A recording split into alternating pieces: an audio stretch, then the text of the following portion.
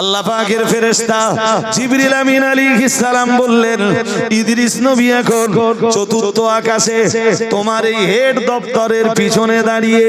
ও বাবাজিরা ভাইরা, এই খবরটা শুনবার সঙ্গে সঙ্গে ফেরেশতা আজরাইল পড়ছিলেন সুবহানাল্লাহি ওয়া বিহামদিহি সুবহানাল্লাহিল আযীম সুবহানাল্লাহি ওয়া বিহামদিহি সুবহানাল্লাহিল আযীম। হে আল্লাহর ফেরেশতা আজরাইল, আপনি এতক্ষণ আল্লাহর তাসবিহ পড়লেন না, তাহমিদ করলেন না, হঠাৎ আপনি ইদ্রিস নবী চতুর্থ আকাশে এই খবর শোনার পরে আল্লাহর এত কৃতজ্ঞতা কেন করেন? আল্লাহর জন্য এত তাসবিহ কেন পড়েন? আল্লাহর এত পবিত্রতা কেন ঘোষণা করেন?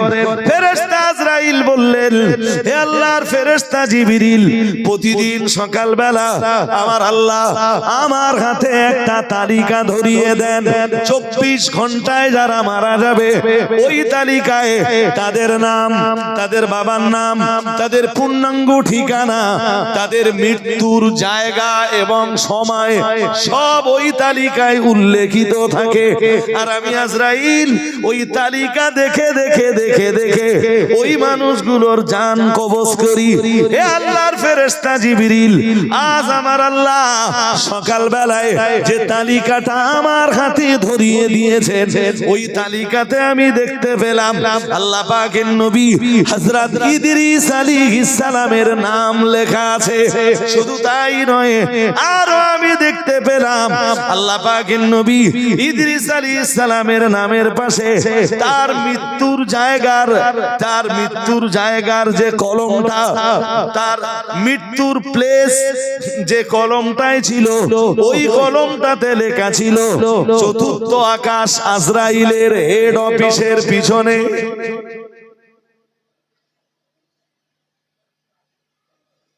আমি তালিকাটা পেয়েও দেখলাম ইদ্রিস নবী আল্লাহর জমিনে ঘুরে বেড়াচ্ছে। ইদ্রিস নবী আল্লাহর জমিনে পরিভ্রমণ করছেন। ভাবতেছিলাম যে মানুষটার একটু বাদে মৌত হবে চতুর্থ আকাশে, সেই মানুষটা এখনো জমিনে আসবে কেমনে? আর চতুর্থ আকাশে আমি জান কবজ করব কেমনে?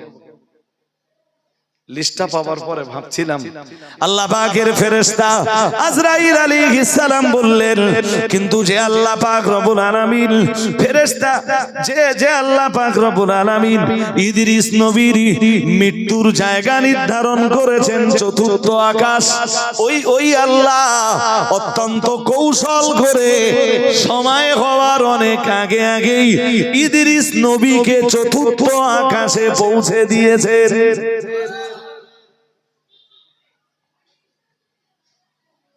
কি কিছু কথা বোঝা গেল? মৃত্যুর সময় হয়ে গেলে আজরাইল তোমারে খুঁজবে না, তুমি আজরাইল খুঁজবা নেই না?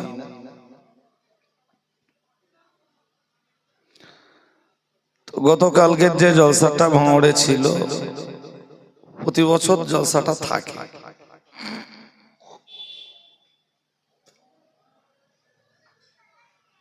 সেই সুবাদেই ওদের কাছে যাওয়া।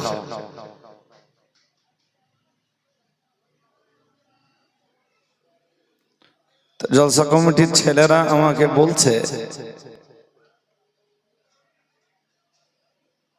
হুজুর এই কিছুদিন আগে এই জলসা কমিটির এক সদস্য মারা যায়। কেসটা ছিল একটা অ্যাক্সিডেন্টাল কেস।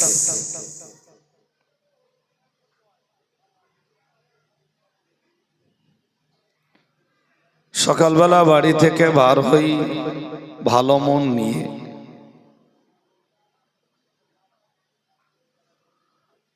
কিন্তু অনেকের জীবনে এমন সময় আসে যে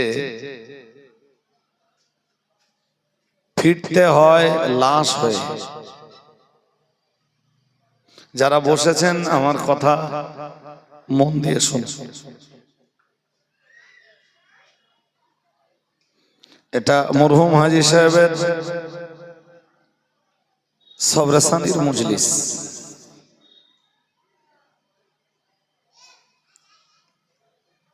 সৌজন্যে তার পুত্রগণ।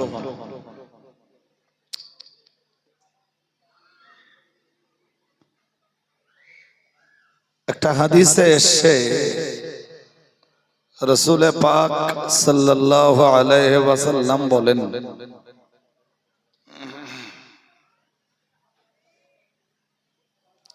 হাদিসটা বলবার আগে আরেকটা কথা বলি। মৃত্যু তথ্য বুঝতে গেলে জন্ম তত্ত্ব বুঝতে হবে। কেউ যদি জন্ম তত্ত্ব না বোঝে সে মৃত্যু তত্ত্ব বুঝবে না।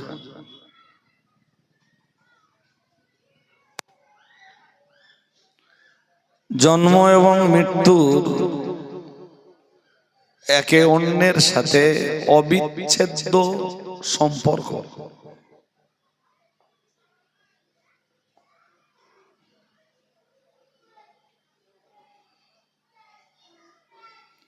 অ্যাকচুয়াল মানুষের রুহ কখনোই মরে না।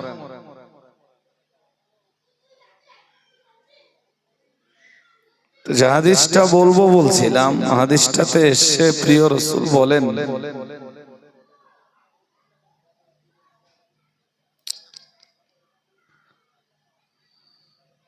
فإنك لا تدري ما اسمك غدا। এটা হাদিসের ভাষা।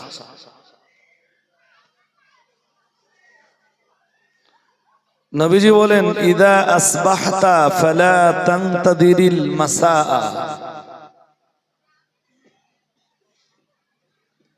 যেদিন সকাল করবে তুমি, সকাল হবে তোমার জীবনে, যেদিনের প্রভাত তুমি পাবে, ফালা তানতাদিরিল মাসা, আশা করো না সেদিন সন্ধ্যা তুমি পাবে।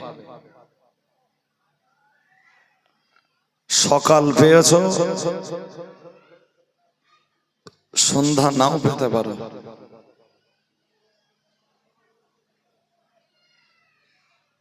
ঠিক কিনা বলবেন তো, না অন্য মনস্ক আছে? সকাল পেয়েছ, সন্ধ্যা পাবে আশা করো না, সন্ধ্যা তোমার নসিবে নাও জুটতে পারে। রাসূল আবার বলেছেন, ওয়াইদা আমসাইতা, আবার জীবনের শেষ লগ্নে যে সন্ধ্যাটা পেয়েছ, ফালা তানতাদিরিল ফালা তানতাদিরিস সাবাহ, সকাল হবে এই প্রত্যাশা তুমি করো না,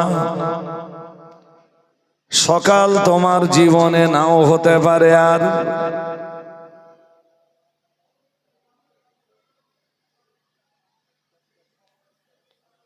এবারে রাসূলের এই হাদিসটাকে নিয়ে বাস্তবের সাথে মেলান। যে মানুষগুলো মরেছে,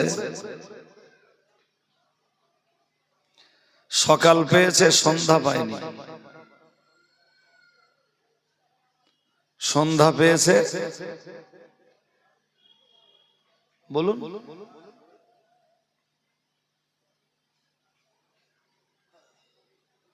রাসূল পরে বলে, হাদিসে পরে এসছে, হাদিস শরীফ বিবরণ দিয়েছে, ফাইন্নাকা লা তাদরি মা ইসমুকা গাদান, কারণ আগামীকাল সকাল বেলায় তোমার নাম কি তুমি নিজেই জানো না।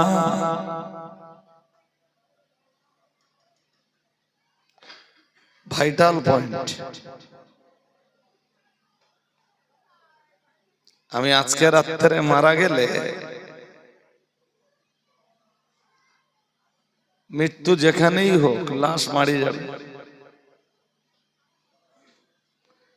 কালকে সকালবেলা যারা আমাকে দেখবার জন্য যাবে, দাফন করার জন্য যাবে, জানাজাতে শরীক হওয়ার জন্য যাবে, কেউ যে বলবে না রজব আলী সাহেব কই। কেউ বলবে না মৌলানা সাহেব কোথায়, কেউ বলবে না হুজুর কোথায়।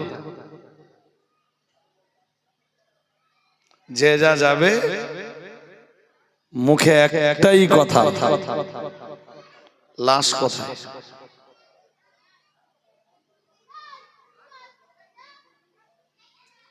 ঠিক কিনা বলবেন তো?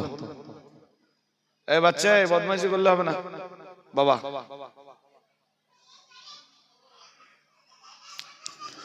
একটাই কথা সবার মুখে, লাশ কোথায়। রাইট?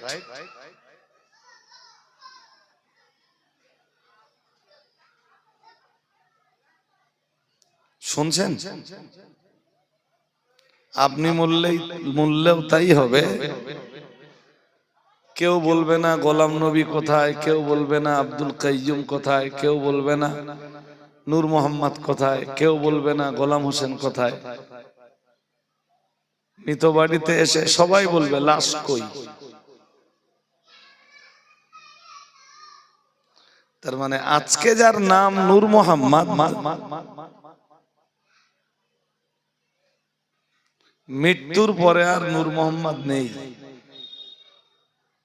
মৃত্যুর পরে কি জোরে বলেন? হাদিসে ওই কথাটাই বলা হচ্ছে যে তুমি তো জানোই না আগামীকাল তোমার নাম কি। আপনারা মন বাইরে দেন আর বাচ্চাগুলোকে বদমাইশি করার সুযোগ দেন না ভাই। এতে বক্তা শ্রোতা সবারই মনোসংযোগ নষ্ট হয়। বাচ্চা নামাজে চেল্লাচেল্লি করলে অসুবিধা হয়, কারণ নামাজের সময় যা পড়াশোনা আছে নিজে পড়ে নিজে বুঝতে পারলে হবে। আরে নিজে বুঝলে হবে না, অন্যকে বুঝতে সুযোগ দিতে হবে, ঠিক না? আচ্ছা বলেন তো, যে আমি যেদিন মরবো, মরতে তো হবেই সবার। আমার দেখা এদেশের প্রবীণ আলেমরা সব আমার চোখের সামনে ইন্তেকাল করেছে। চাই এলেম বক্স সাহেবের কথা বলুন, চাই এদেশের খুব প্রবীণ আলেম গোলাম মাওলানা সাহেব হুজুরের কথা বলুন, আবুল হোসেন সাহেবের কথা বলুন, হাফেজ শামসুর রহমান সাহেব হুজুরের কথা বলুন, পানিগোবরার হাফেজ সাহেব হুজুরের কথা বলুন, তো আমি হুজুর হলেও মৃত্যু তো ছাড়বে না। আমি আগে মানুষ, তারপরে তো হুজুর। আগে মানুষ, তারপরে তো মৌলানা। সব ক্ষেত্রে তাই। আগে মানুষ, তারপরে ডাক্তার, আগে মানুষ, তারপরে মাস্টার, আগে মানুষ, তারপরে ইঞ্জিনিয়ার, আগে মানুষ, তারপরে বিজনেসম্যান, আগে মানুষ, তারপরে কাল্টিভেটর। এই তো ব্যাপার। আমি মারা যাবার পরেও কন্ডিশন সেম। মানুষ যে রজব আলীরে খুঁজবে না, কি খুঁজবে জোরে বলেন? তাহলে আমি কই?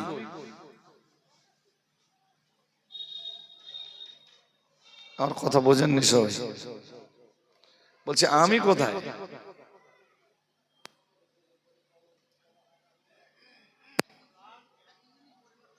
কই পরিবর্তন হয়েছে? ভালো করে ভেবে উত্তর দেন। ওই হাজি সাহেবের ছেলে সাইফুল ভাই বসে আছে, তো একদিন তো মউত আসবে, এসে সবাই লাশ খুঁজবে, তাহলে সাইফুল কোথায়?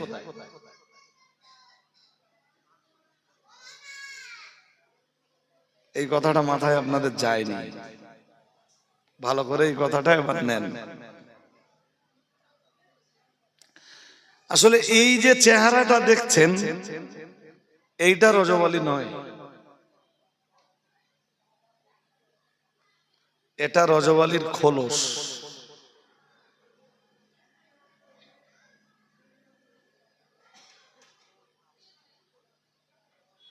আমরা যেটা দেখি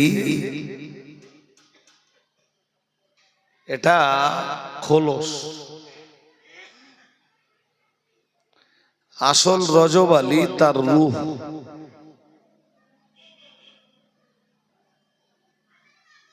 তার মরণ নেই। ওই যতক্ষণে লাশ পড়ে থাকে, আজরাইলের কাজ হলো দেহ আর রূহ দুটো একসাথে ছিল, একটা বন্ধন ছিল, এই বন্ধনটাকে কেটে দেওয়া। কেটে দেব চলে, ওর নাম রূহ কবজ।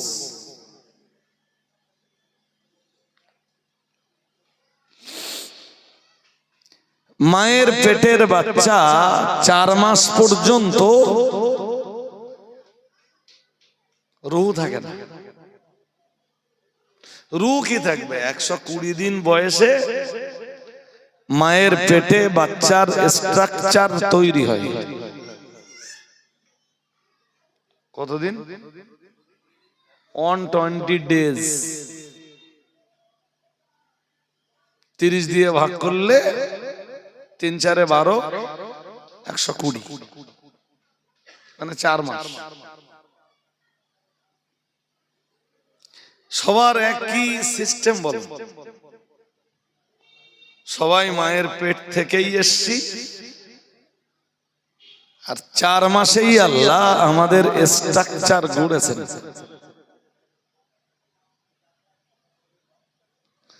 এই স্ট্রাকচার রেডি হওয়ার পর আল্লাহ স্ট্রাকচারের ভিতরে একটা রূহ দেয়। সুবহানাল্লাহ। আর একটু মন খুলে বলেন, রূহ ওই দিন সৃষ্টি হয় না, যেদিন আল্লাহ মায়ের গর্ভে দান করছেন ওই দিন সৃষ্টি হয় না। রূহের সৃষ্টি অনেক আগে।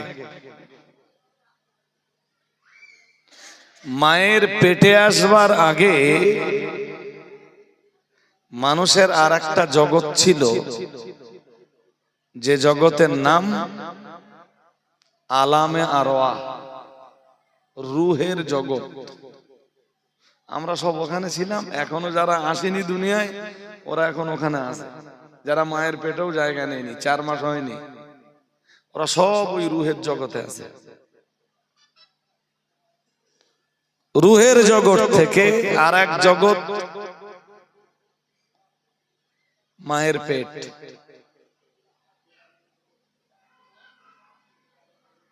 মায়ের পেট থেকে আলামে দুনিয়া, এই আম যেখানে আছে। আলামে দুনিয়া থেকে আর এক জগৎ আলামে বারজাখ। কি নাম? অন্যভাবে বললে কবর জগৎ। ও জগৎ স্থায়ী না, নির্দিষ্ট এক সময়কাল অতিবাহিত হওয়ার পর ওখান থেকে উঠতে হবে।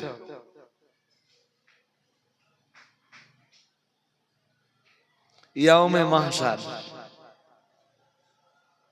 সেও স্থায়ী জায়গা নয়। ওর পরে বিচার, বিচার অন্তে জান্নাত আর জাহান্নাম, সেটাই স্থায়ী জায়গা।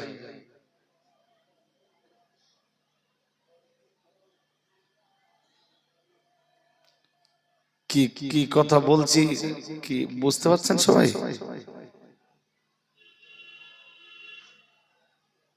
তাহলে কোন জগৎ স্থায়ী না। আচ্ছা, মায়ের পেটে কেমন ছিলাম আমরা, কিছু মনে পড়ে? জোর করে বলেন। হ্যাঁ,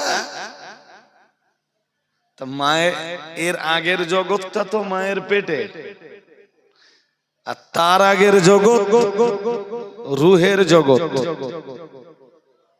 তা এখান থেকে 40-41 বছর আগে কি 50-56-60 বছর আগে কি 65 বছর আগে মায়ের পেটের জগৎই মনে পড়ে না, তাহলে রুহের জগৎ কেমনে মনে পড়ে?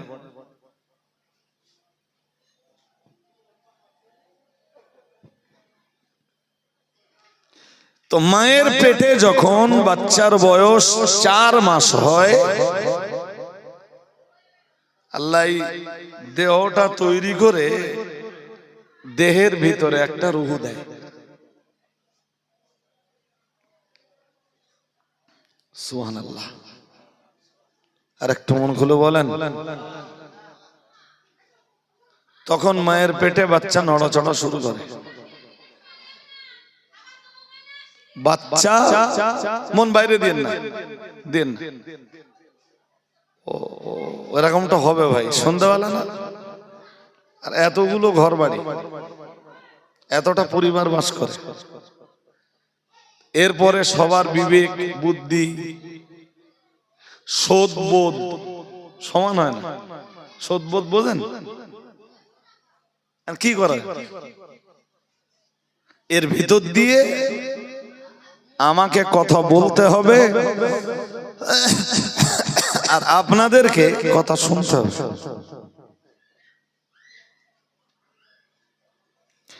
তো ওই 4 মাসে যখন আল্লাহ রূহ দেয়, ফেরেশতাকে আল্লাহ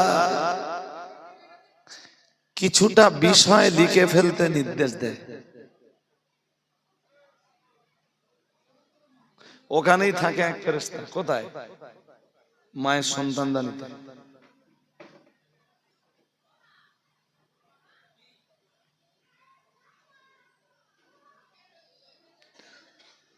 আল্লাহ পাকের ফেরেশতা বলেন, আল্লাহ কি লিখব?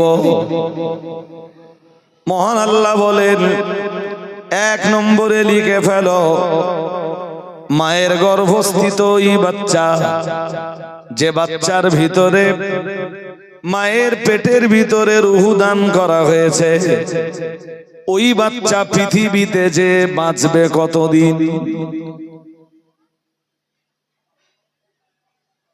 এটা আগে লেখো।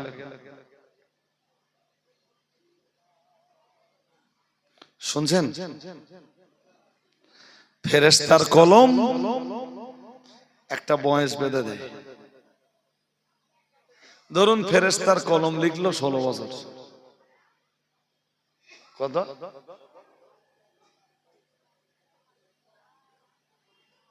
16 বছরের পরে ওরে আর ধরে রাখা যাবে না। ফেরেশতার কলম লিখে দিলে 100 বছর। কত? বাসে 52 জন প্যাসেঞ্জার ছিল, 51 জন মরে গেছে।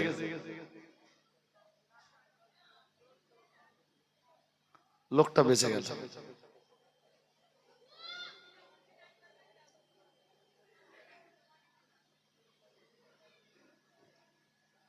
জি, এই মৃত্যুপুরী থেকে লোকটা নিজে নিজে বাঁচেনি বলো, লোকটারে বাঁচিয়েছেন আল্লাহর হুকুমে ফেরেশতারা। কারা? জোর করে বলেন কারা? ফেরেশতারা। যদি বলেন কেন ভাই, কোরআন শরীফের একটা সূরা আছে, সূরাটার নাম সূরাতুর রাদ। কি নাম?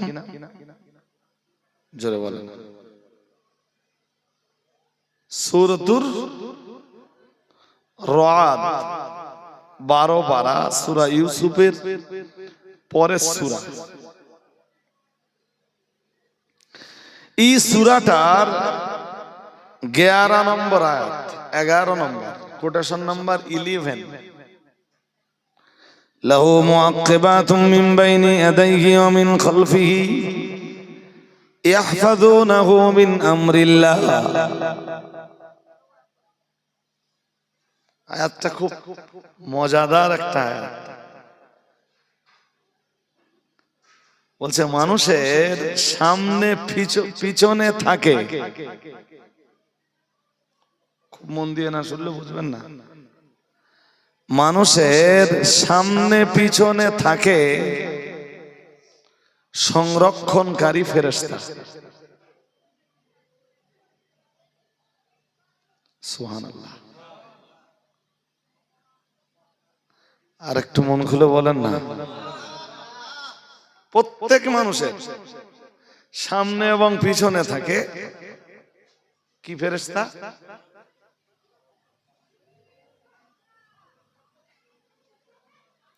অনেক সময় দেখবেন যে একটা বড় অ্যাক্সিডেন্ট হয়ে গেল অথচ আপনার কিচ্ছু হলো না,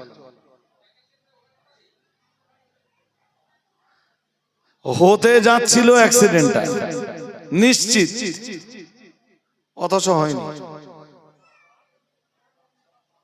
কি করে যে বেঁচে গেলেন আপনি নিজেই বলতে পারছেন না। আসলে বাঁচিয়েছেন কারা? আর আল্লাহ তো কাদের মাধ্যমে? সেইটা বলেন, মিডিয়া কারা? আল্লাহ সরাসরি হস্তক্ষেপ করে না, সব কাজ আল্লাহ ভাগ করে দিয়ে রেখেছেন। সুবহানাল্লাহ। আর একটু মন খুলে বলেন না।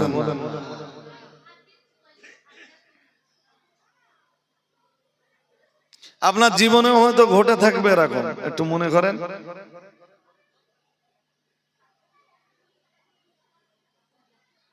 তাফসীরকারকরা লিখেছেন প্রত্যেকটা মানুষের কাছে অল টাইম 20 জন করে ফেরেশতা থাকে। 20 জন। কত? জোরে বলে না। ওই 20 জনের ভিতরে 2 জন, একজন ডাইনে আর একজন বামে, ওরা ওই 20-র ভিতরে। বাকি 18 জন কারা? ওই আয়াতের ব্যাখ্যায়, সূরা রদের 11 নম্বর আয়াতের ব্যাখ্যায় মুফাসসিররা তা উল্লেখ করেছেন। এই যে আমার জিভ কথা বলছে না? হ্যাঁ না বলেন। রসনা কথা বলছে তো? হ্যাঁ, ও কথা এমনি বলে না, বলো। ওখানেও আল্লাহ এক ফেরেশতা দিয়ে রেখেছে। সুবহানাল্লাহ বলেন। এমনি এমনি হচ্ছে সব না? এই যে এই চোখের পলক পড়ছে দেখছেন? হ্যাঁ, এখানে এক ফেরেশতা, এখানে এক ফেরেশতা।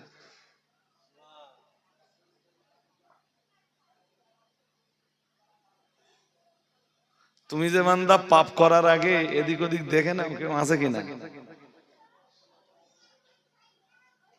কারে লুকাও? কিছু বলে না। বলো বলো, লুকাও কারে? হ্যাঁ, তোমার 2 কাঁধে 2 ফেরেশতা আছে না নেই? যদি এইটাকে অস্বীকার করে ঈমান চলে যাবে। কেন জানেন? 6 জিনিস বিশ্বাসের নাম ঈমান, আর ওই 6 জিনিসের 2 নম্বর জিনিস হলো ফেরেশতা বিশ্বাস। কি বিশ্বাস? إذ يتلقى المتلقيان عن اليمين وعن الشمال قعيد ما يلفظ من قول إلا لديه رقيب عتيد।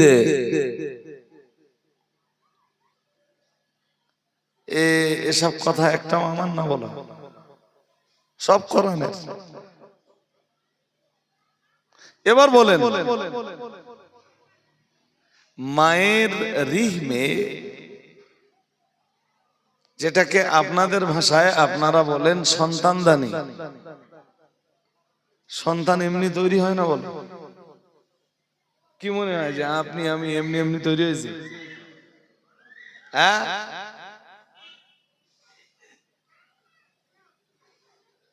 নারী আর পুরুষের তথা বাবার মায়ের মিশ্রিত পানির ফোঁটাটা যখন মায়ের সন্তানদানিতে পৌঁছে যায়, আর আল্লাহর যদি ইচ্ছা থাকে তিনি বান্দা বান্দি বানাবেন, ওই পানির ফোঁটা সন্তানদানিতে পৌঁছানোর সঙ্গে সঙ্গে আল্লাহ ওখানে এক ফেরেশতাকে অ্যাপয়েন্টমেন্ট দেয়, নিয়োগ দেয়। কি দেয়? ও ফেরেশতা, ওখানেই তোমার ডিউটি ততদিন, ওই বাচ্চা যতদিন দুনিয়াতে না যাবে। ঠিক 4 মাসে যখন দেহের সাথে রুহের সংযোগ হয়,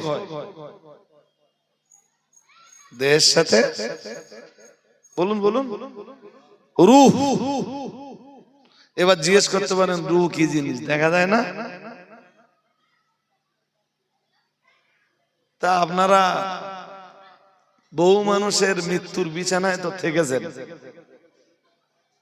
লোকটা হাফসি কাটতে কাটতে মারাই গেল, রূহ নিয়ে আজরাইল বাহিনী কখন বেরিয়ে গেল, কিছু বুঝতে পারেন?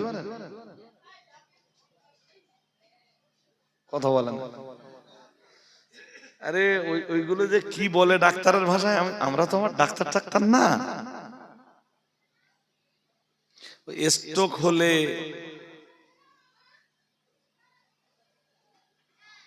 পেশেন্টের কন্ডিশন খুব খারাপ, তখন দেয় কি বলে ওরে, আইসিইউ। কি বলে? ফুল ফর্ম কি আছে আমি জানি না, হয়তো খুঁজলে পাবো, কিন্তু কোনোদিন খুঁজিনি। এটা ডাক্তারদের একটা পরিভাষা। সেখানে কি কাঁচের ঘর তো? হ্যাঁ না বলে না? আর রুম পুরো কি এসি রুম, স্মার্ট রুম, অত্যাধুনিক রুম, রাইট? হ্যাঁ না বলে না?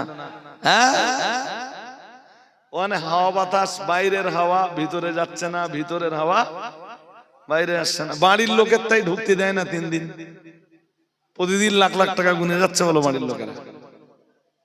আপনি হসপিটালের কথা ছেড়ে দেন, নার্সিং হোমের যে বড় বড় নার্সিং হোমের যে আইসিইউ গুলো আছে, আমি নিজে গেছি তো, ঢুকতে দেয় না ডাক্তার। কখনো কখনো রুগী মরে গেছে ওই অবস্থায় 4 দিন দেখে দিলে। বিরাট বড় বিজনেস তো, এক এক দিনে 1.5 লাখ টাকা বেড ভাড়া, আর ওর ভিতরে লাশ কিচ্ছু হবে না তো। জি, আচ্ছা, সবকিছু বন্ধ, এরপরেও লোকটা মারা গেল, আজরাইল ঢুকলো কোত্থেকে আর বার হলো কোত্থেকে?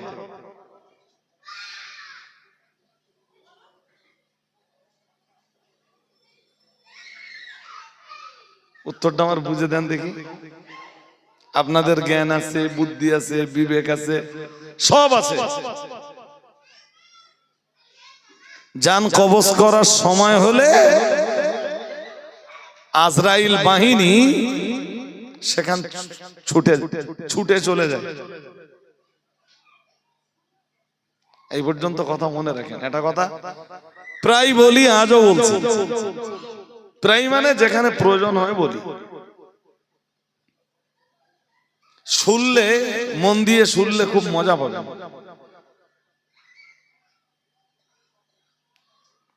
হযরত নবী ইদ্রিস আলাইহিস সালাম আল্লাহর খুব বিখ্যাত নবী। আমরা যে কলম দিয়ে লিখি, আল্লাহর আকাশের নিচে জমিনের উপর কলম দিয়ে লেখার প্রচলন করেছিলেন আল্লাহর নবী হযরত ইদ্রিস আলাইহিস সালাম। ওনার আগে পৃথিবীর কেউ কলম দিয়ে লিখেনি। উনি আল্লাহর খুব আদরের নবী। দেখেন বাবার সব সন্তান বাবার কাছে সম আদরের হয় না, হয় কি? তো নবীদের ভিতরে ইদ্রিস নবী আল্লাহর খুব আদরের একজন নবী।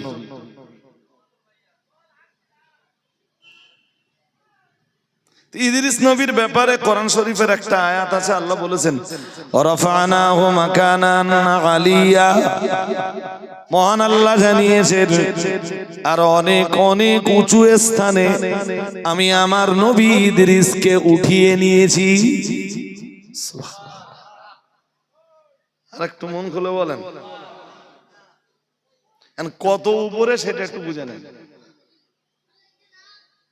চতুর্থ আকাশে। কোন আকাশে? বিজ্ঞান চেষ্টা করেও প্রথম আকাশে যেতে পারিনি ভাই, পারবেও?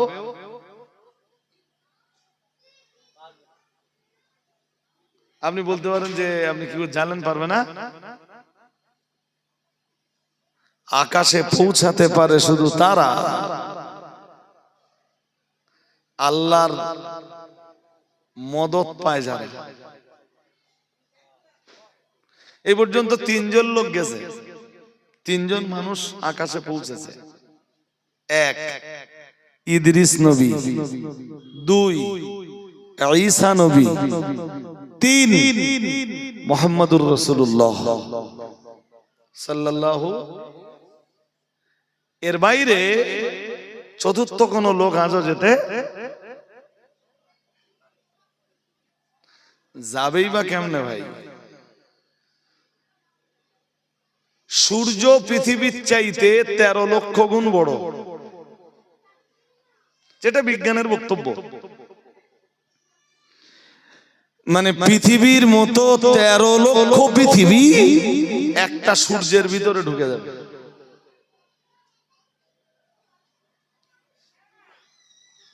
এই সূর্যটাকে বানিয়েছেন কে? জোরে বলে না। এবার বলেন সূর্য কোথায় আছে? আপনি এক কথায় বলবেন আকাশে। হ্যাঁ, ইসলামিক দৃষ্টিকোণ থেকে আকাশ কাকে বলা হয়?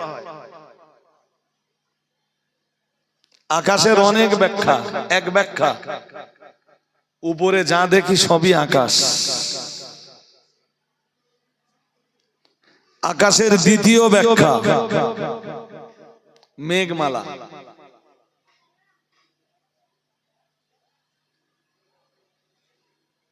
পানি কোথাতে হয়? ঠিক করে বলেন, আকাশ থেকে না মেঘ থেকে?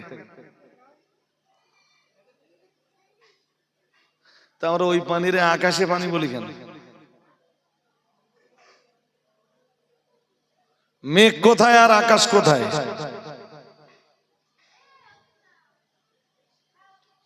বিমান চলাচলের যে এরিয়া, চাই ডোমেস্টিক বলেন চাই ইন্টারন্যাশনাল বলেন, যে বিমানগুলো চলে সচরাচর বিমানগুলো মেঘের উপর দিয়ে যায়। নিচে পানি হয়ে গেল, বিমানে গায়ে লাগলো না। क्या बात? বিজ্ঞান বই পড়ে দেখবেন, আর বিমানে ভ্রমণ করলে সেটা বোঝা যাবে। বিমান যখন মেঘের ভিতরে পড়ে যায় আর খুব সহজে যখন ওই জট ছাড়াতে না পারে, তখন প্যাসেঞ্জাররা বুঝতে পারে যে বিমান যেভাবে চলছিল সেভাবে আর চলতে পারছে না। ও হেলছে, দুলছে, মনে হচ্ছে ও ব্যালেন্স নিতে পারছে না, রুট পাচ্ছে না। তো মেঘের ভিতরে তো রুট পাবে না। মেঘে কিছু দেখা যায়? হ্যাঁ না বলে না, দেখা যায়? যায় না। মেঘের অনেক উপর দিয়ে বিমান চলে।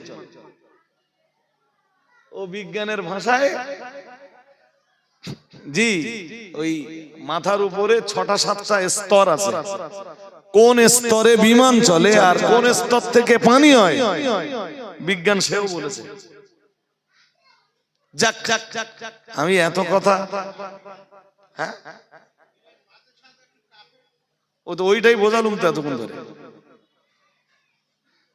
যখন কোন বিমান পুরোপুরি তার রুট পেয়ে যায়, ধরুন বলে দিলে ওর রুট বলে দিলে 32,000 ফিট উপরে, তো যতক্ষণ 32,000 ফিট উপরে উঠতে না পারবে ততক্ষণ পর্যন্ত মাঝে মাঝে কাঁপাকাঁপি, ও তো মাঝে মাঝে ডানাটা মেলবে পাখির মতো, তা কাঁপবে না? পাখি কিভাবে চলে দেখেন না?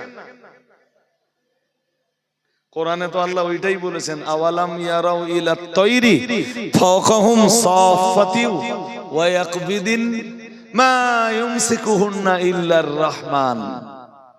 আল্লাহ বলেন তারা কি আকাশে উড়ন্ত পাখির দিকে দেখে না? সাফাতি ওয়া ইয়াকবিদিন, কখনো তারা ডানা মেলে দেয় আর কখনো তারা ডানা গুটিয়ে নেয়। হ্যাঁ না বলবেন তো?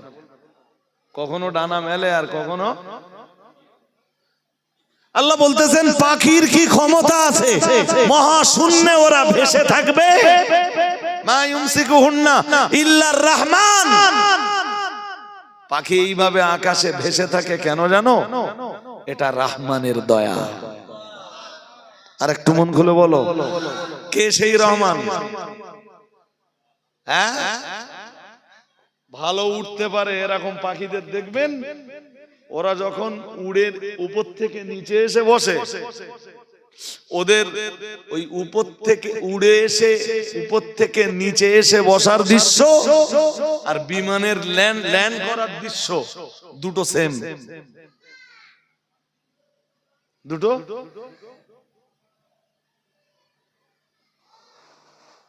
দৃশ্যটা কোরআনের ওই আয়াতের সাথে মিলে যায়।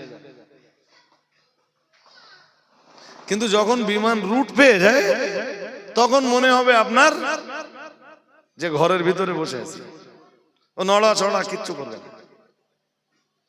আবার যখন নামবে, ধরুন সৌদি থেকে যে বিমানগুলো আসে, জেদ্দা থেকে, মদিনা থেকে, ওরা ভারতের আকাশে ঢুকবার পরপরই নামবে তো কলকাতায়, কিন্তু ওরা তো আস্তে আস্তে আস্তে আস্তে নামে, বুঝেননি? তো যখন নামবে আপনি বুঝতে পারবেন যে আস্তে আস্তে আস্তে আস্তে আস্তে আস্তে নিচের দিকে নামছে। যাক, এসব কথা বলার আমার উদ্দেশ্য ছিল না। আমার উদ্দেশ্য সূর্য, অ্যাকচুয়াল সূর্য আকাশ আর জমিনের মাঝখানে ভাসমান, ঝুলে আছে। আচ্ছা বলেন তো, পৃথিবীর চাইতে 13 লক্ষ গুণ বড় যে সূর্য, সেই সূর্যকে মহাশূন্যে ভাসিয়ে রেখেছেন কে? জোরে বলেন। তোমার সেই রব, তোমার সেই মালিক কত ক্ষমতাবান, তার ক্ষমতাটা তুমি আন্দাজ করছো? যে সূর্যের ভিতরে তুমি যে পৃথিবীতে বসবাস করছো, এই পৃথিবীর মতো 13 লক্ষ পৃথিবী ঢুকে যায়, ওই সূর্য আকাশ আর জমিনের মাঝখানে তিনি ভাসিয়ে রেখেছেন, ঝুলিয়ে দিয়েছেন। নিচের দিক দিয়ে কোনো কলম নেই, পিলিয়ান নেই, ওয়াল নেই, দেওয়াল নেই। উপর দিক দিয়ে কোনো তার দিয়ে টানা দেওয়া নেই। এসব শক্তি শুধু কার? জোরে বলে না ভাই। ভাবলে আল্লাহু আকবার বলা ছাড়া সেকেন্ড কোনো হয়ে থাকবে না। কেউ যদি এইগুলো নিয়ে ভাবে, মজার কথা, এবার বলতে পারেন যে ভেসে আছে কেন? তার বৈজ্ঞানিক কি ব্যাখ্যা আছে আমি অত বলতে পারবো না। ইসলামিক যে ব্যাখ্যাটা আছে, ইসলামিক সেই ব্যাখ্যাটা হলো, মনোযোগ আছে আপনাদের? ইসলামিক ব্যাখ্যা হলো আল্লাহ জমিনে ম্যাগনেট লাগিয়ে দিয়েছেন আর আকাশে ম্যাগনেট লাগিয়ে দিয়েছেন। বোঝেন? সেই ম্যাগনেট যদি আপনি খুঁজতে যান, আপনি খুঁজে পাবেন। এখানটায় ধরেন একটা ম্যাগনেট লাগানো, ম্যাগনেট, চুম্বক, আর ওই যে ছাউনি আছে ওখানে একটা চুম্বক লাগানো, ধরেন এই চুম্বকটার ওজন 1 কেজি আর ওই চুম্বকটার ওজন 1 কেজি, মাঝখানে 500 গ্রাম ওজনের একটা বাটখারা দিয়ে দিলাম, কি হবে? এ তো ধরেন এই চুম্বকটা টেবিলের তলায় আর ওই চুম্বকটা ওই যে পেপার আছে না, হ্যাঁ না বলেন, আপনারা কেউ দেখতে পাচ্ছেন না, আমি 500 গ্রাম বা 200 গ্রাম ওজনের একটা বাটখারা পুরো ভাসিয়ে দিলাম, ও উপরেও যাবে না, মাঝখানে কি হবে? ঝুলবে, আর মাঝখানে পড়ে আমি খানিকটা কৃতিত্ব দেখিয়ে দেবো যে আমি পিসাব হয়ে গেছি, বুঝেননি? এখানকার ম্যাগনেট তো আপনি দেখতে পাচ্ছেন না, আর ওটাও দেখা যাচ্ছে না, আপনি কি ভাববেন যে উত্তর বাগুন্ডি এসে রজব আলী সাহেব কেরামতি দেখে বাড়ি চলে গেছে? আসলে কিচ্ছু না, ভণ্ড থেকে সাবধান। সূর্যটাকে আল্লাহ সূর্য বলি, চন্দ্র বলি, তারকা বলি, সূর্যের চাইতে বড় তারা আছে, সবচেয়ে বড় তারার নাম কি? গুগলে সার্চ করে দেখে নেবেন, আর সে সূর্যের চেয়ে কত বড়। এখন সবকিছু না, ধ্রুব তারা নয়, সবকিছু ঝুলছে,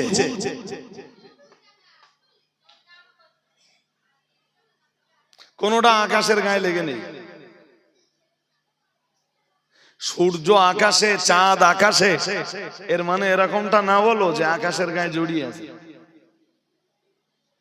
তারকা রাজি আকাশে না, এদের প্রত্যেকের চলবার জন্য মহাশূন্যে আল্লাহ রাস্তা বানিয়ে দিয়েছেন। আরেকটু মন খুলে বলেন, এ কথা ইসলামও স্বীকার করেছে, বিজ্ঞানও স্বীকার করেছে। والشمسُ تجري لمستقر لها ذلك تقدير العزيز العليم والقمر قدرناه منازل حتى عاد كالعرجون القديم। তবে কোরআনের এই আয়াতগুলো তারা আরো ভালো বুঝবে যারা সৌর জগতের ছাত্র, দ্যাটস মিন সৌর জগৎ নিয়ে যারা পড়াশোনা করে তারা আরো ভালো জানবে। আমি যা বুঝবো আমার চাইতে অনেক ভালো বোঝাতে পারবে তারা। হাজারিনে মজলিস, এবার একটা জিনিস বোঝেন, আচ্ছা যদি ওই আমার আগের কথাটা বিশ্বাস করেন যে চৌম্বক পদ্ধতিতে আল্লাহ চন্দ্র সূর্যকে ঝুলিয়ে রেখেছেন, সূর্য নিচেও নামতেছে না, উপরেও উঠতেছে না, পদ্ধতিটা কি, কায়দাটা কি? ম্যাগনেটিক কায়দা। কি কায়দা? এই জমিন থেকে নিয়ে আর আকাশ পর্যন্ত যেতে গেলে একটা মিডিল জায়গা তো আছে, হ্যাঁ না বলে না? ওই মিডিল জায়গায় গেলে তুমি তো আটকে যাবে, আর নিচেও নামতে পারবে না।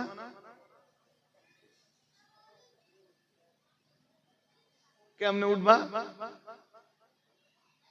আল্লাহর যে কায়দায় সূর্য ঝুলে আছে, চন্দ্র ঝুলে আছে, তুমিও তো ঝুলে থাকবা। পৃথিবীতে প্রথমবার যারা চন্দ্র জয় করে, চন্দ্র অভিযান চালায়, তারা ফিরে আসবার পরে পৃথিবীর 32টা কান্ট্রি ওদের উপর সন্দেহ চালায়। খবর আছে আপনাদের? হ্যাঁ না কিছু বলে না, খবর রাখেন কিছু?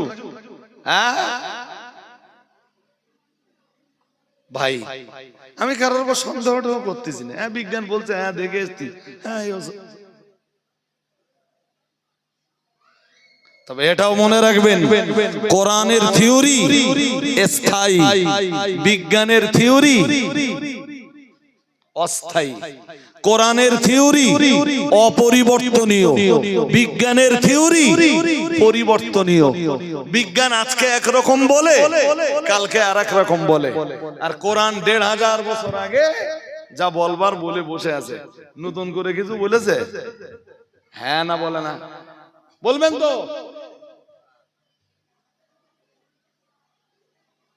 বাকিটা বাড়ি যে আর একটু ভাববেন, ভাবলে বিষয়টা ক্লিয়ার হবে।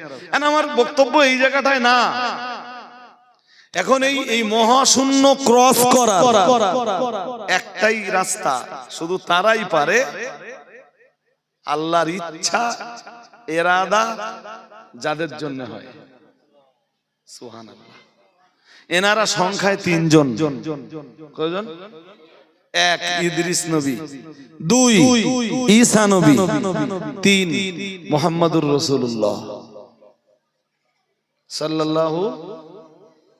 তাও আমাদের রসুল যে বাহনে করে যাচ্ছেন মেরাজে, তার নাম বোরাক, তার নাম বুরাক। বুরাকের বাংলা মানে বিদ্যুৎ। বুরাকের বাংলা মানে কি? বিদ্যুৎ। বিজ্ঞানকে জিজ্ঞেস করুন, আজকে সায়েন্সকে, যে বুরাকের গতি কত, বিজ্ঞান বলবে সম্ভবত 1,86,000 বর্গমাইল 5 সেকেন্ড। প্রতি সেকেন্ডে 1,86,000 বর্গমাইল, মিনিটে না। রাসূলুল্লাহ মেরাজে যাচ্ছেন ওই গতিতে। এবারে বলতে প্রশ্ন করতে পারেন, হুজুর ব্যালেন্স কি করে থাকলো রাসূলুল্লাহর? ভাই আমি সেটা বলতে পারবো না, তবে এটা বলতে পারি যে ওই রসুল যাতে ওই ব্যালেন্সটা নিতে পারেন, তাই ফেরেশতা জিবরিল মেরাজের রাত্রে 51 বছর বয়সে রসুলের জীবনে 4 বার সিনাচাক হয়েছিল। চতুর্থবারের সিনাচাক প্রিয় রসুলকে মেরাজে নিয়ে যাওয়ার জন্য যা যা লাগবে সব ফেরেশতা জিবরিল রসুলের ভিতরে ঢুকিয়ে দিলেন। ওপেন হার্ট সার্জারি, এই ওপেন হার্ট সার্জারি করে যা যা লাগবে জিবরিল সব ভিতরে ঢুকিয়ে দিলেন। সুবহানাল্লাহ হয় না? হাজেরিন, রাসূলুল্লাহ তো শুধু ওখানে না, প্রথম আকাশ, দ্বিতীয় আকাশ, তৃতীয় আকাশ, চতুর্থ আকাশ, পঞ্চ আকাশ, ষষ্ঠ আকাশ, সপ্ত আকাশ, 7 আকাশ পেরিয়ে সিদরাতুল মুনতাহা টপকে জান্নাতের 100 স্তর পেরিয়ে আল্লাহর আরশে আজিম পর্যন্ত পৌঁছে গেলেন। অবিশ্বাস না বিশ্বাস? জোরে বলেন। কেউ যদি অবিশ্বাস করে, হাদিসে মুতাওয়াতির অস্বীকার করার কারণে, সে কাফের হয়ে যাবে, ঈমান থেকে খারিজ হয়ে যাবে, ঈমানের গণ্ডির বাইরে চলে যাবে। তুমি সায়েন্টিফিক যতই যুক্তি দাও, রাসূলের এই হাদিসে মুতাওয়াতিরের কাছে তোমার কোন যুক্তি জোরে বলো কাটবে না। হাজরিনে মজলিস, তা আমি একজনের আলাপ আজকে করছি, ইদ্রিস নবী। খুব মন দিয়ে শোনেন। ঘুম পাচ্ছে না তো? সন্ধ্যার আগে ঘুম পাচ্ছিল আজকে আমার। সারাদিন তো কাল সারা রাত জেগেছি, আর আগের তো একটা জের আছে, তা সারাদিনও ঘুম হয়নি, কালকে রাত্রে বেলাও ঘুম হয়নি, দিনের বেলা মোটেই চোখের পাতা এক জায়গায় করতে পারে। সন্ধ্যাবেলা এত চোখ জ্বালা করছে, আমি কি জানি আজকে কি হয়, খুব অসুস্থ হচ্ছিল, এখন অনেকটা স্বাভাবিক আমি। হাজরিনে মজলিস, ইদ্রিস নবীর কাছে আল্লাহ জিবরিলকে পাঠিয়েছেন। কাকে? জোরে বলেন। জিবরিলকে বলেন, জিবরিল তোমার একটা কাজ আছে। আর নবীদের কাছে গমনাগমন, নবীদের কাছে যাতায়াত করা, এটা জিবরিলের কাজ। বললেন জিবরিল, আমার নবী ইদ্রিসের কাছে যাও, একটা মেসেজ নিয়ে যাও। মেসেজ, বার্তা। মেসেজের বাংলা কি? বার্তা। নিয়ে যাও। মেসেজটা হলো, ইদ্রিস নবী কাজ করবে একটা, আজ থেকে আমি তাকে নেকি দিব 2টা। কাজ কয়টা? একটা। নেকি কয়টা? 2টা। সুবহানাল্লাহ। আর একটু মন খুলে বলেন, ভালো হলো না খারাপ হলো? মজার ব্যাপার হলো ইদ্রিস আলাইহিস সালামের মতো নবীকে আল্লাহ মেসেজ পাঠাচ্ছেন। ইদ্রিস নবী কাজ করবেন একটা, মহান আল্লাহ সওয়াব দেবেন দুইটা, নেকি দিবেন দুইটা। কিন্তু উম্মতে মুহাম্মাদি কোন নবীর উম্মত? উম্মতে মুহাম্মাদি হওয়ার কারণে আমরা কত ভাগ্যবান। উম্মতে মুহাম্মাদি কাজ করবে একটা, আল্লাহ উম্মতে মুহাম্মাদিকে নেকি দিবেন 10টা। লাভ কোনটাই হলো? ইদ্রিস আলাইহিস সালামের মতো নবী মেসেজ পাচ্ছেন, কাজ একটা, নেকি দুইটা। আর কোরআনে আল্লাহ বলে দিচ্ছেন মান জাআ বিল হাসানাতি ফালাহু আশরু আমসালিহা। আল্লাহ বলতেছেন যে কেউ একটা ভালো কাজ করলে আল্লাহ তাকে 10 গুণ দান করে। কয় গুণ দেয়? একবার হজ করলে 10 হজের সওয়াব, এক ওয়াক্ত নামাজ পড়লে, বলুন বলুন, এটা আর বলবেন না, বলি পড়তে হবে, এটা বলবেন কেন?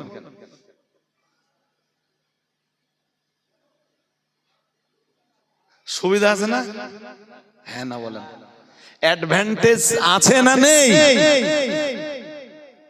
আল্লাহু আকবার। ইদ্রিস নবী বললেন আচ্ছা আল্লাহ মেসেজ এতদিন দেয়নি কেন? তাহলে আমার নাকি সব ডবল হয়ে যেত। ভালো মানুষদের ধান্দা কি? নেকি কামাই করা। ভালো মানুষদের ধান্দা কি? আর পাপীদের ধান্দা কি?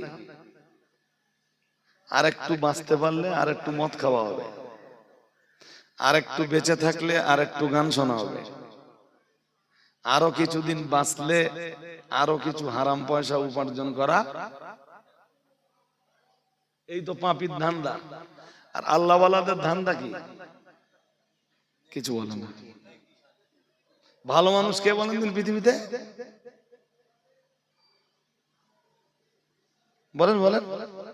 রাসূল বলেছেন পৃথিবীর ভালো মানুষ সে যার উমর লম্বা, মিন্স বয়স, যার বয়স লম্বা, লম্বা হায়াত। আর ওই লম্বা হায়াতটা নেকির কাজ দিয়ে সাজানো, ওই মানুষটাই আল্লাহর কাছে প্রিয়। নমরুদের বয়স তো অনেক লম্বা ছিল, ফেরাউন তো মোটামুটি কম হায়াত পায়নি, কিন্তু ওই হায়াতে কি লাভ হয়েছে? কথা বলেন, লাভ হয়েছে? নবী ইদ্রিস আলাইহিস সালাম আল্লাহ তাকে বললেন শোনো কাজ একটা, নেকি দুইটা। তো জিবরিল তখনও জাননি, বলছেন আচ্ছা ফেরেশতা জিবরিল একটা সওয়াল করতে পারি? করে ফেলুন, আপনি আল্লাহর নবী, আপনার সওয়াল তো শুনতে হবে আমার। আচ্ছা আল্লাহ এতদিন এই মেসেজটা দেয়নি কেন? জিবরিল বললেন আল্লাহ এতদিন কেন দেননি, আজকে কেন দিয়েছেন? আমি কেমনে বলি? আমি বলতে পারবো না। শুনছেন? আমি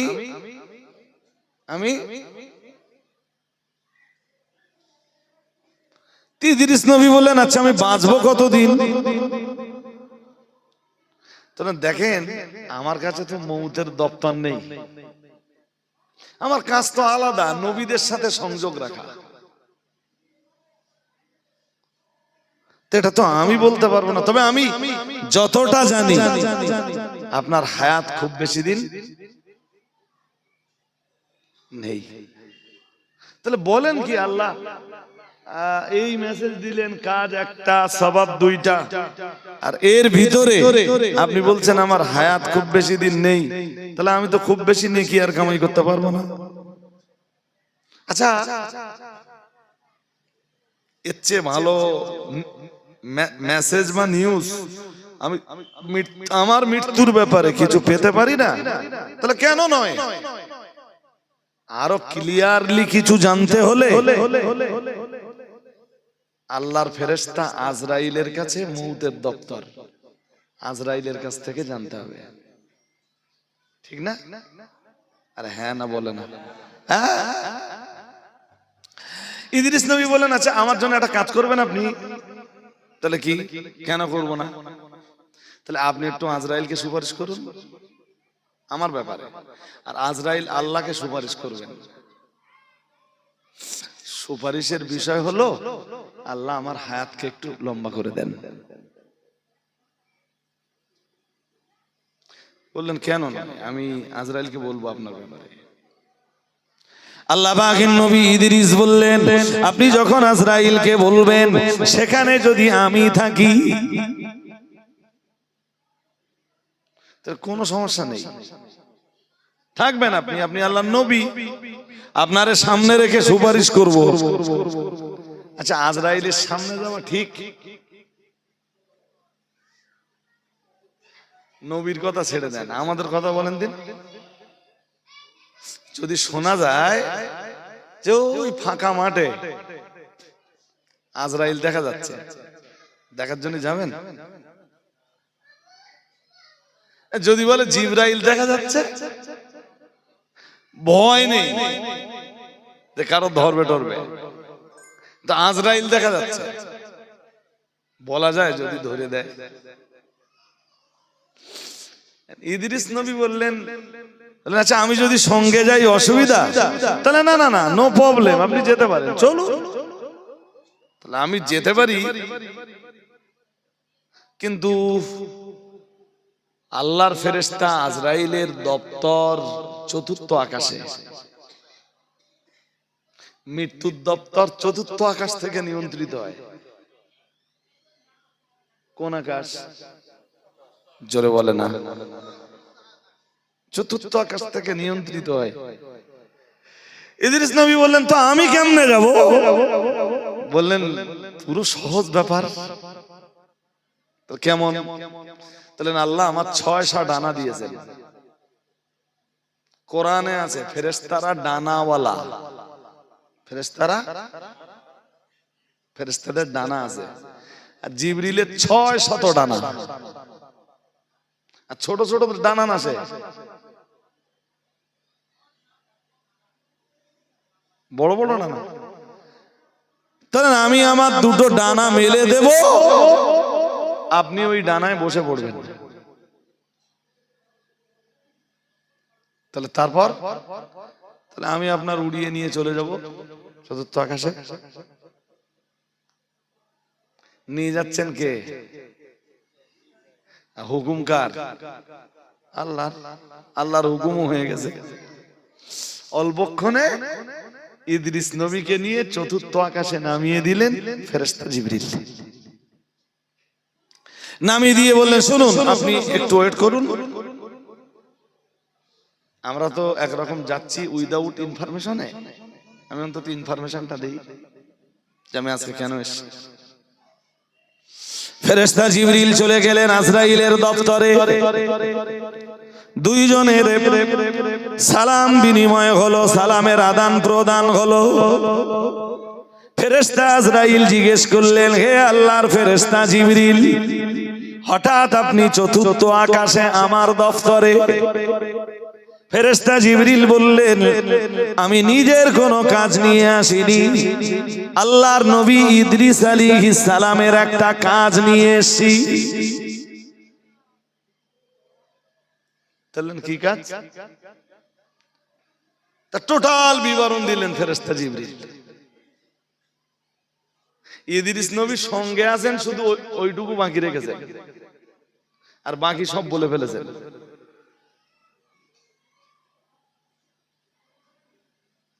আল্লাহ আমার কাছে মেসেজ পাঠিয়েছিলেন ইদ্রিস নবী কাজ করবে একটা, আল্লাহ নেকি দিবেন। জোরে বলেন, কাজ একটা, নেকি 2টা। আমি সেই মেসেজ পৌঁছে দিলাম, তো উনি আমার জিজ্ঞেস করলেন আমার হায়াত। আমি বললাম আমি তো নিট বলতে পারবো না, মোটামুটি যতটা জানি হায়াত খুব বেশি বাকি নেই।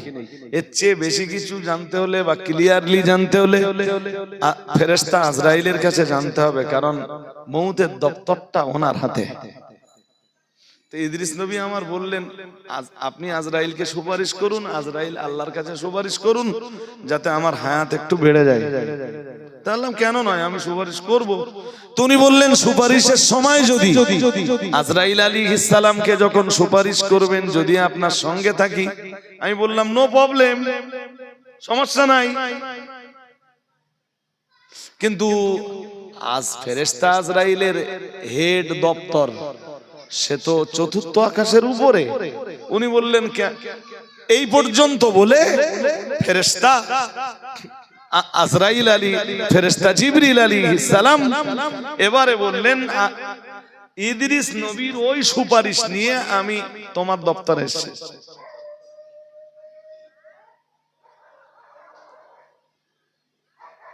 আজরাইল জিজ্ঞেস করছেন, বলছেন আচ্ছা সব বুঝলাম, ইদ্রিস নবী এখন কোথায়?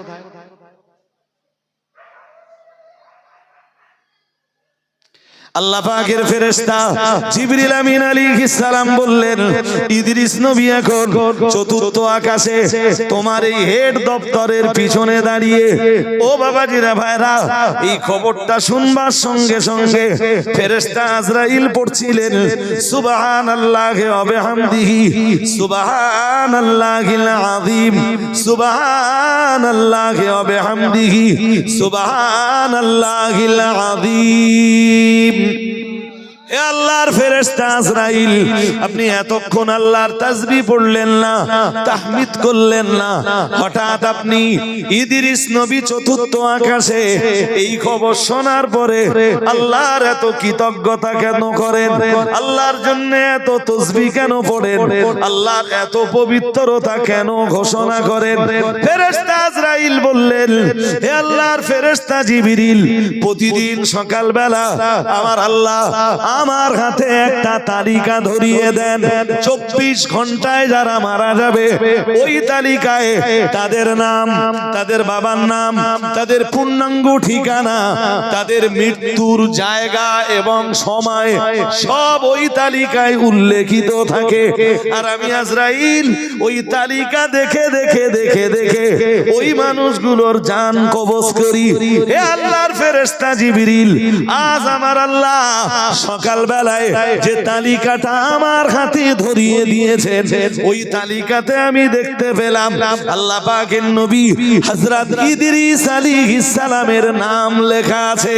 শুধু তাই নয়, আরো আমি দেখতে পেলাম আল্লাহ পাকের নবী ইদ্রিস আলাইহিস সালামের নামের পাশে তার মৃত্যুর জায়গার যে কলমটা, তার মৃত্যুর প্লেস যে কলমটাই ছিল, ওই কলমটাতে লেখা ছিল চতুর্থ আকাশ আজরাইলের হেড অফিসের পিছনে।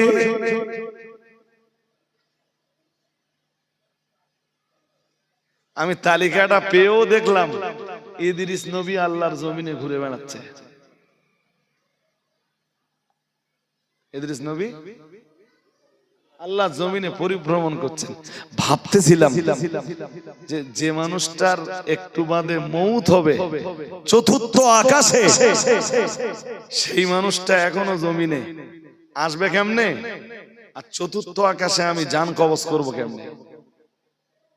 লিস্টটা পাওয়ার পরে ভাবছিলাম আল্লাহ পাকের ফেরেশতা আজরাইল আলাইহিস সালাম বললেন, কিন্তু যে আল্লাহ পাক রব্বুল আলামিন ফেরেশতা যে আল্লাহ পাক রব্বুল আলামিন ইদ্রিস নবীর মৃত্যুর জায়গা নির্ধারণ করেছেন চতুর্থ আকাশ, ওই আল্লাহ অত্যন্ত কৌশল করে সময় হওয়ার অনেক আগে আগেই ইদ্রিস নবীকে চতুর্থ আকাশে পৌঁছে দিয়েছেন।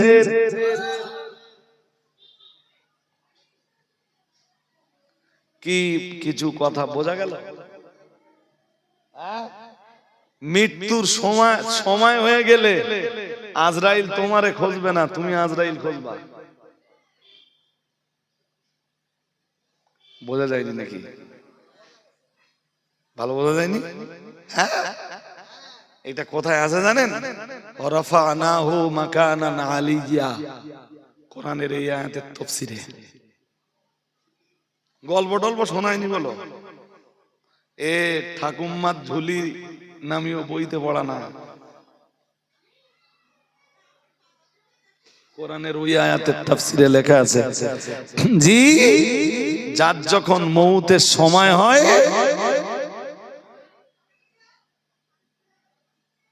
আজরাইল খুঁজে বেড়ায় তারে। আজরাইল শুধু দেখে ওর প্লেসটা কোথায় লেখা আছে, ওখান যে আজরাইলের বাহিনী রেডি হয়ে থাকে। বুঝতে পারেননি? আজরাইল ওখানে বাহিনী পাঠিয়ে দেয়। আজরাইলের আন্ডারে হাজার হাজার ফেরেশতা কাজ করে। কার আন্ডারে? জোর করে। এরপরে গোটা পৃথিবীটা আজরাইলের কাছে একটা থালার মতো। এই যে একই টাইমে আমেরিকায় একটা লোক মারা যাচ্ছে, আবার সেম টাইমে ভারতবর্ষে একটা লোক মারা যাচ্ছে, জার্মানে একটা লোক মারা যাচ্ছে, জাপানে একটা লোক মারা যাচ্ছে। আজরাইলকে জিজ্ঞাসা হয়েছিল যে আপনি এই সময় এবং এই দূরত্ব মেনটেনেন্স করেন কেমনে? আজরাইল জবাবে বলেছিল, পৃথিবীটা আমার কাছে একটা থালার মতো। একটা থালায় আপনার সামনে যদি একটা পাত্রে যদি ফল কেটে দেওয়া হয়, তাতে আপেল আছে, লেবু আছে, ডালিম আছে, মুসম্বি লেবু আছে, শসা আছে, তরমুজ আছে, খেজুর আছে, কলা আছে, আরো অনেক কিছু আছে। তা আপনার পছন্দ মতো ওতে তুলে নিয়ে খেতে কোনো অসুবিধা হয়? আজরাইলের কাছে পৃথিবীটা ওইরকম থালার মতো।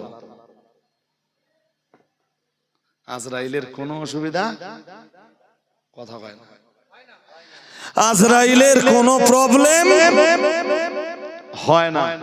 সময় মতোই আজরাইল টপ করে ওরকম আপেলটা পছন্দ হচ্ছে না, যেটা পছন্দ হচ্ছে সেটা তুলে নেয়। দ্যাটস মিন যার সময় হয়ে যায় আজরাইল থালা থেকে সেটা। ভাই আমি বক্তব্যের প্রাসঙ্গিকতা বাড়ব না।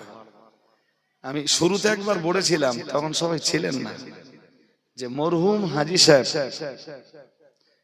আমাকে খুব ছেলেবেলা থেকে ভালোবাসতেন। তখন আমি বয়সের নবীন, ধরুন আজ থেকে 20 বছর আগের গল্প। কত বলেছি? তিনি ইন্তেকাল করেছেন, আজকে তার কি সবরেসানির মজলিস। দোয়া করি আল্লাহ কবর জগতে তাকে আরামে রেখে দেন, আমিন বলেন না তো? আল্লাহ তার কবর বেহেশতি নূর দিয়ে ভরপুর করে দেন। তো আমাদেরও তো কবরে যেতে হবে, প্রস্তুতিটা নেন। নামাজ নষ্ট এই কাজটা করবেন না, শুনছেন? হ্যাঁ, এটা একটু ঠিকঠাক করেন দিন যে আমি নামাজ নষ্ট কখনো করব না। আমার বিদায় ঘন্টা বেজে গেছে, যদিও উত্তর বাগন্ডি গ্রাম তো চাহিদা আপনাদের থাকবে, থাকবে না যে আমি এখনো 1-1.5 ঘন্টা 2 ঘন্টা ওয়াজ করলেও আপনাদের কারোর বিরক্তি হবে না। বাট মানুষের সাথে ওয়াদা করা আর প্রত্যেকের জন্য একটা শিডিউল টাইম তো থাকে। বিদায় নিলাম, উঠবেন না। মুফতি আবু সাইদ রহমানী সাহেব এসে গেছে না? ওরে সর্বনাশ, ওর এতক্ষণ কখন এসে যাবার কথা?